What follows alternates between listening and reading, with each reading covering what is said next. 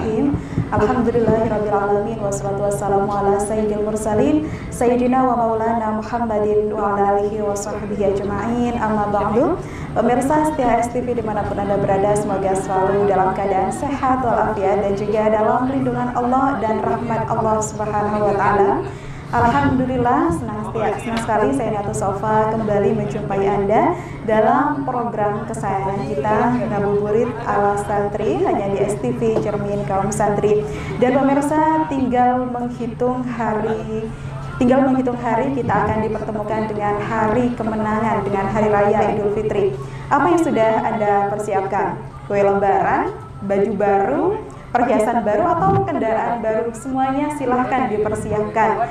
Namun ingat, esensi daripada hari raya Idul Fitri itu sendiri adalah apresiasi, ungkapan rasa syukur kita atas kemenangan yang sudah kita dapatkan selama sebulan penuh kita berpuasa. Dan pemirsa, hari ini kita akan berbicara seputar perspektif fikih terhadap I'daini bersama dengan narasumber yang sudah hadir di samping saya saat ini. Beliau sangat luar biasa, dengan Ustadz Hasan Basri MPDI. Mari kita sapa terlebih dahulu. Assalamualaikum Ustadz Hasan Basri, luar biasa. Waalaikumsalam warahmatullahi wabarakatuh. Kabarnya sore hari ini bagaimana Ustadz? Alhamdulillah baik. Baik, nah pemirsa, sebelum kita berbicara lebih jauh mengenai tema pada sore hari ini, saya akan ungkap sedikit tentang latar belakang Ustadz Hasan Basri ini. Pemirsa, sangat luar biasa.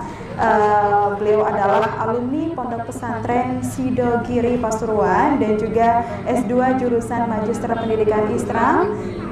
Jabatannya saat ini adalah Sekretaris MUI Kecamatan Tanjung Bumi, masa jabatan 2018-2023, begitu ya Ustadz Hasan.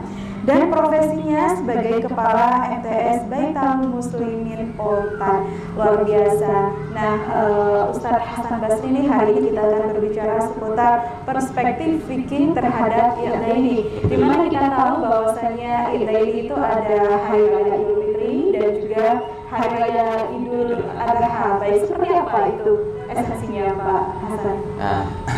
Sebelum saya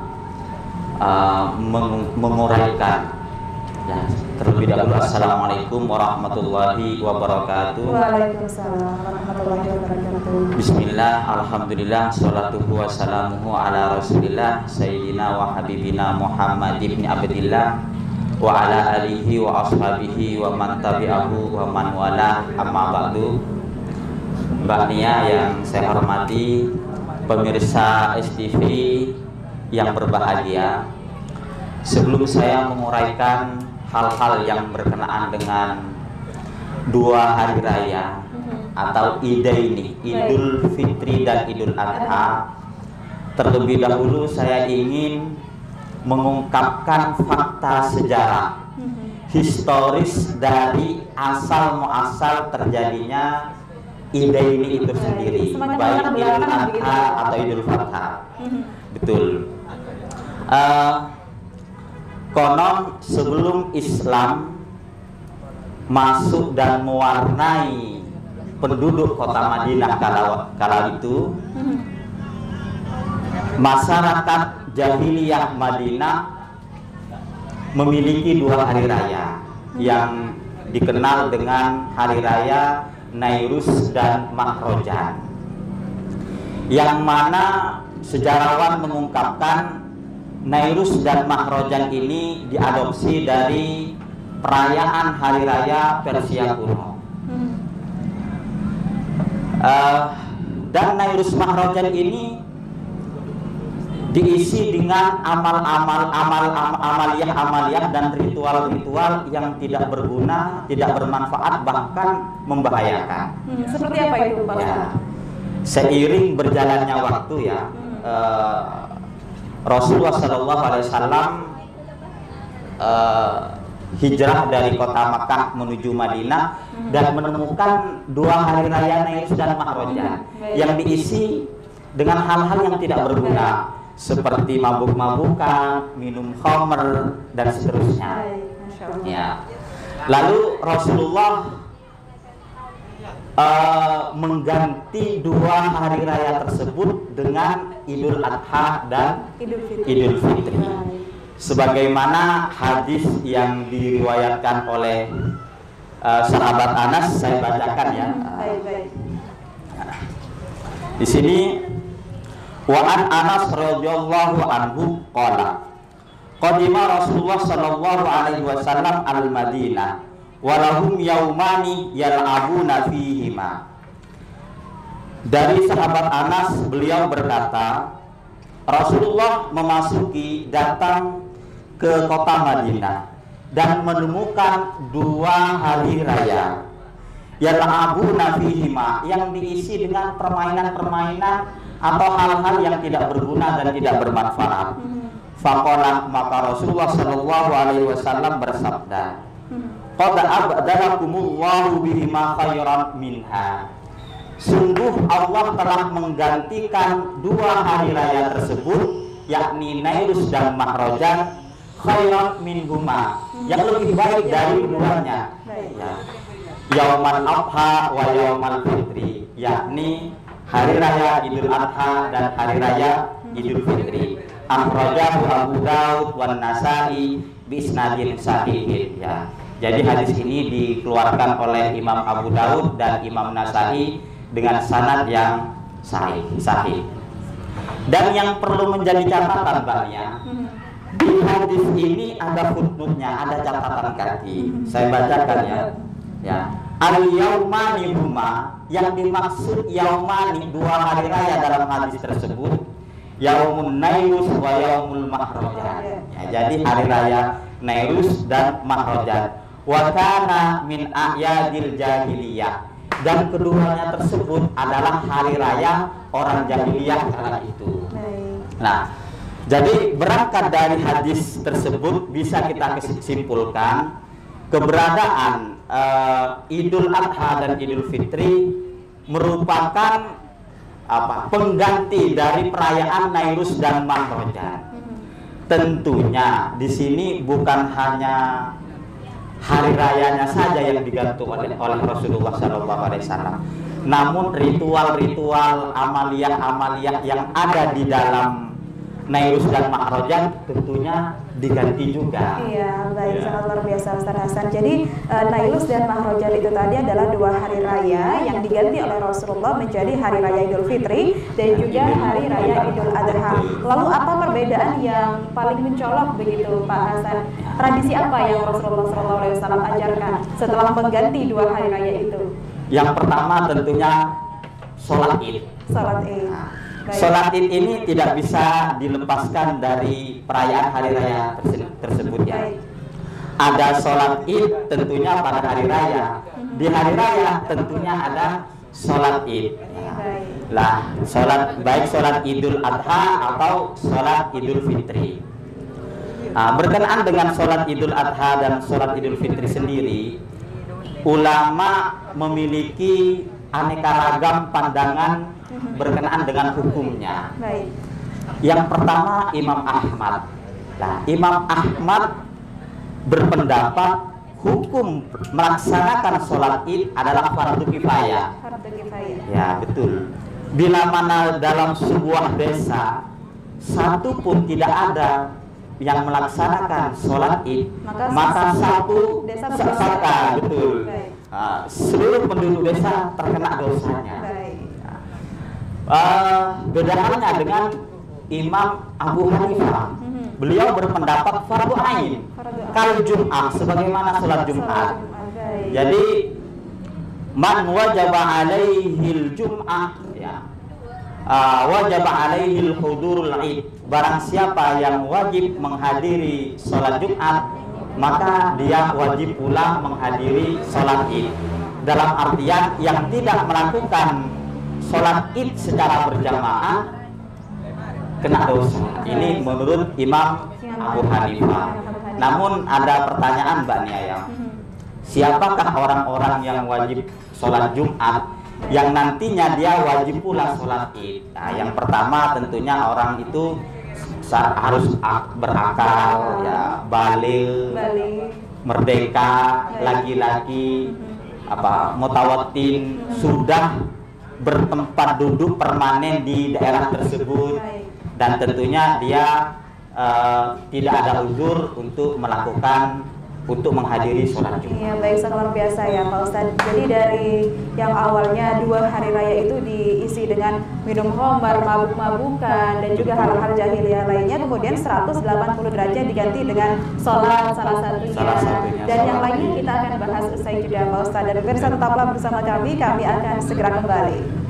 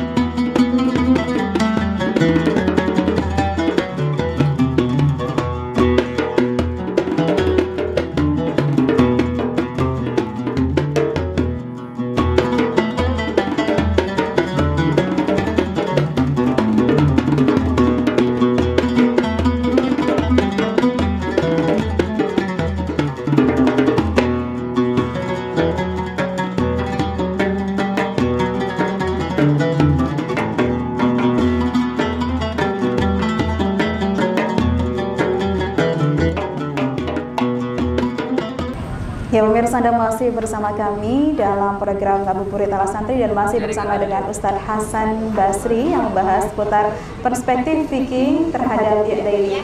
Ya Pak Ustadz, kita lanjutkan kembali bahasan kita yang tadi sempat terjeda seputar tradisi yang mengganti Nailul sama Mahram itu. Salah satunya adalah tradisi sholat hari raya. Selain itu ada apa lagi? Atau kita masih membahas tentang sholatnya?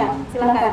Ya, di sini pentingnya kita memahami sebetulnya di antara amaliyah-amaliyah yang diajarkan oleh Rasulullah kepada para sahabat tidak semata sholat Id ya ketika pelaksanaan hari raya. Namun yang paling urgen ini adalah sholat Id. Berkenaan dengan sholat Id ini pelaksanaannya dianjurkan secara berjamaah, baik di masjid, musola atau lapangan terbuka dan lain sebagainya. Namun ulama berpendapat di masjid lebih utama dibandingkan tempat-tempat yang lainnya, dengan catatan di masjid tidak terjadi desak-desakan. Kalau bahasanya orang Madura, tak selah. Kalau sudah terjadi desak-desakan atau penuh, maka musola atau lapangan terbuka ini lebih baik daripada masjid itu sendiri. Ya. Selain dari itu, bagaimana bagi orang yang tidak bisa melaksanakan sholat Id?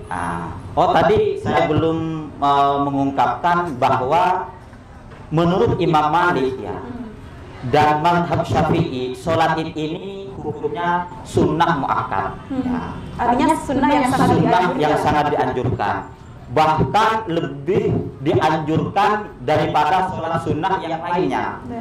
Syekhul Islam Zakaria Al-Ansari dalam karyanya Tuhfatul Tullab mengatakan, wa akiduha sholatu idin, paling muakkadnya sholat sunnah adalah sholat Id. Jadi sholat Id ini paling muakkadnya sholat sunat dibandingkan sholat istisqa, gerhana matahari bulan, tarawih, duha, rawatib dan lain sebagainya. Ya. Lalu bagaimana orang yang tidak bisa melaksanakan sholat Id secara berjamaah? Maka dia tetap dianjurkan melaksanakan sholat Id sendirian. Tentunya tanpa ada khutbah karena sendirian gitu Mbak Nia ya. Kalau khutbah ya siapa yang mendengarkan tentunya ya. Nah, ini ada fakta menarik Mbak Nia. Ada fakta menarik yang jarang diketahui oleh halayak. Nah, bahwa tadi kita sampaikan sholat Id ini dianjurkan pelaksanaannya berjamaah.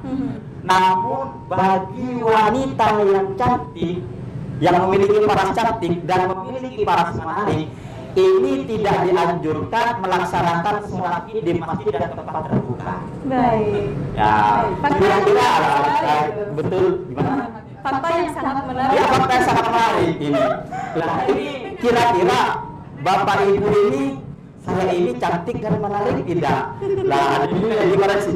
Apabila menarik atau cantik, maka saya tidak dianjurkan melaksanakan sholat id berjamaah di tempat umum seperti masjid, lapangan terbuka, musola. Iya.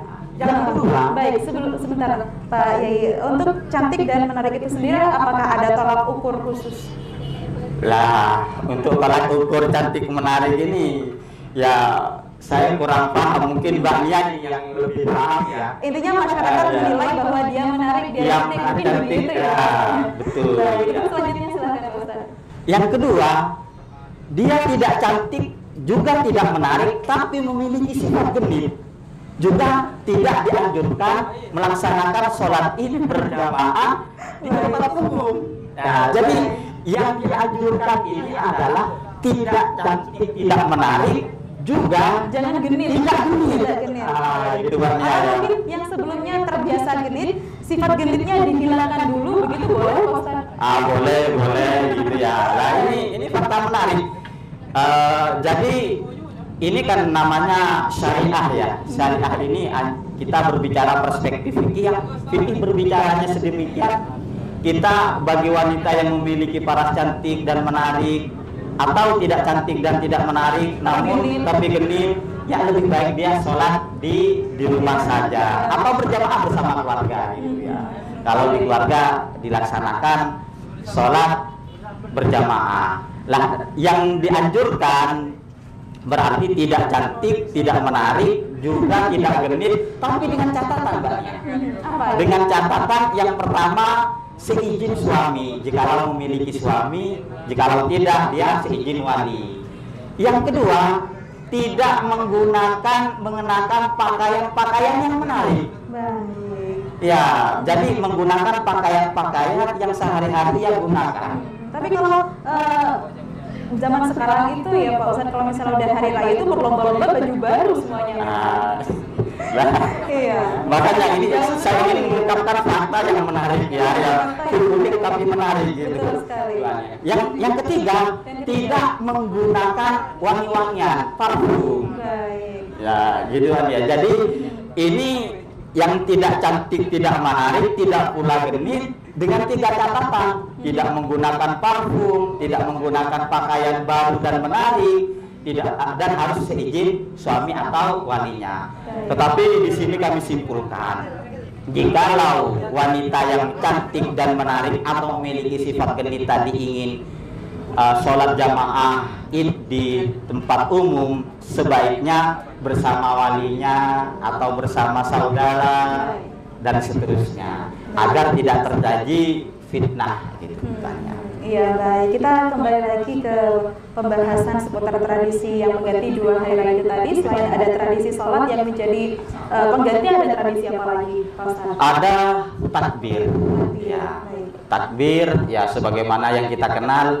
Allahu Akbar, Allahu Akbar, Allahu Akbar, La ilaha illallah, Wallahu Akbar. Nanti bisa dilanjutkan banyak, tentunya ini sudah suasana sudah mulai menyentuh ke hari raya begitu, Masya Allah.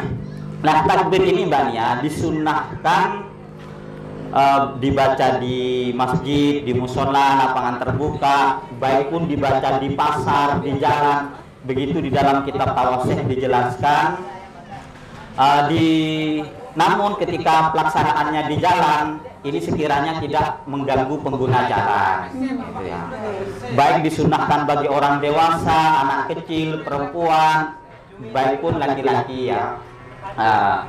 Namun di sini ya, pembacaan takbir ini disunahkan dengan suara nyaring dan merdu. Kalau tadi suara saya tidak merdu, memang suaranya yang nggak bisa merdu ya. Ya, namun bagi wanita tidak disunnahkan suara nyaring dan merdu jikalau di sekeliling wanita tersebut ada ajnabiyah, ada laki-laki yang tidak halal baginya. Jadi cukup Allahu Akbarnya, takbirnya itu dengan suara pelan sekiranya dirinya sendiri yang mendengarkan. Ya, berkenaan dengan takbir Mbak Nia ya. Takbir di sini di dalam kitab-kitab fikih ini ada 4 ya pelaksanaan takbir. Pertama, takbir itu yang ada di dalam surat Id. Takbir 7 kali sebelum pembacaan suratul Fatihah. Setelah pembacaan surat Iftitah ini pada rakaat pertama takbir 7 kali. Allahu Akbar itu takbir. Dan pada rakaat kedua ini takbirnya 5 kali. Itu takbir yang pertama. Takbir yang kedua, takbirnya imam di khutbah yang pertama 9 kali dan takbirnya imam di khutbah yang kedua 7 kali. Yang ketiga ini namanya takbir mursal. Nah, takbir mursal ini kan mau menjelang maghrib. Setelah maghrib masuk, besok hari raya ya, maghrib masuk, ini sudah disunahkan. Ini namanya takbir mursal. Takbir mursal ini berakhir nanti ketika imam sudah hendak melaksanakan sholat Id. Yang terakhir takbir muqayyad ya. Takbir muqayyad ini biasanya tanggal 9 Zulhijjah hari Arafah. Usai subuh ya, pada waktu subuh sampai hari tanggal 13 Ayyamat Tasyrik ya, hari tasyrik. Jadi pelaksanaannya ini selama 5 hari, tanggal 9 Zulhijjah, 10, 11, 12, 13. Dan ini umumnya dibaca setelah sholat fardu ataupun sunnah. Iya, barusan pembahasan yang sangat menarik. Kita jeda terlebih dahulu pemirsa. Saat lagi kami akan segera kembali tetap di Ngabuburit ala Santri.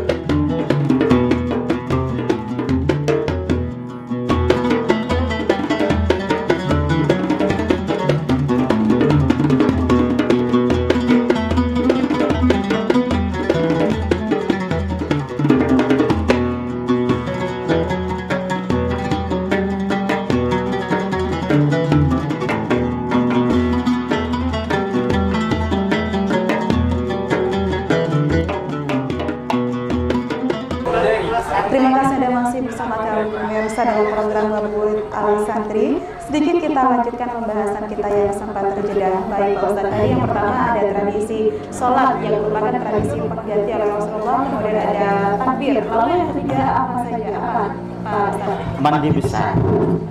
Ini disunahkan mandi besar, baik bagi orang yang hendak melaksanakan sholat Id secara berjamaah ataupun yang sholat Id sendirian di rumah ataupun yang tidak melaksanakan sholat Id ini dianjurkan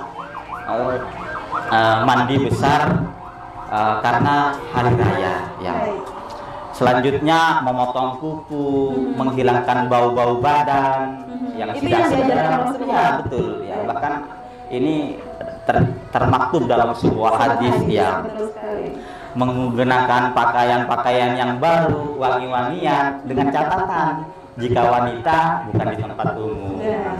Gitu ya. Lalu selanjutnya ada lagi makan sebelum menghadiri sholat Id. Ya, makan sebelum menghadiri perayaan sholat itu sendiri. Jadi disunahkan makan dulu. Makan terlebih dahulu. Namun sholat Idul Adha terlebih dahulu, seusai pelaksanaan sholat Idul Adha dulu baru makan. Sebagaimana dalam sebuah hadis Rasulullah ini tidak makan sebelum pelaksanaan sholat Idul Adha. Namun Rasulullah tidak berangkat sholat Idul Fitri sebelum sebelum makan terlebih dahulu, ya. Nah gitu. Selanjutnya saling mendoakan, taqabbalallahu minna wa minkum, ya, saling maaf-maafan. Terus ya, betul bersilaturahim. Selanjutnya juga ja'al minal aidin wal faizin, ya, semoga Allah menjadikan kita golongan di antara golongan orang-orang yang kembali suci, kembali fitrah, dan semoga Allah mengembalikan kita, menjadikan kita golongan orang-orang yang meraih kemenangan. Ya baik Pak Ustaz, sebelum segmen ini ditutup, apa pesannya kepada pemirsa seputar tema kita pada sore hari ini? Ya, saya ingin menyimpulkan ya apa yang disampaikan oleh Imam Syarqawi dalam kitabnya Hasyiah Syarqawi. Hari raya bukan milik mereka yang berpakaian baru dan menarik, namun teruntuk mereka yang ketaatannya semakin bertambah. Dan hari raya tidak pula teruntuk mereka yang menghiasi raga dan kendaraannya semata, namun hari raya teruntuk mereka yang mendapat ampunan Allah Subhanahu wa Ta'ala. Terima kasih banyak Ustadz Hasan Basri MPDI. Dan pemirsa, azan maghrib sudah berkumandang. Kami ucapkan selamat berbuka puasa. Dan demikian pembahasan kita pada sore hari ini bersama dengan Ustadz Hasan Basri MPDI seputar perspektif fikih terhadap i'dha ini. Semoga dapat bermanfaat bagi kita fid dini wa dunya hatta akhirah. Saya Niatus Sofa dan juga Bapak Ustadz Hasan Basri pamit undur diri. Terima kasih atas kebersamaan Anda. Wallahul muwaffiq ila aqwamit thoriq. Wassalamualaikum warahmatullahi wabarakatuh. Waalaikumsalam warahmatullahi wabarakatuh.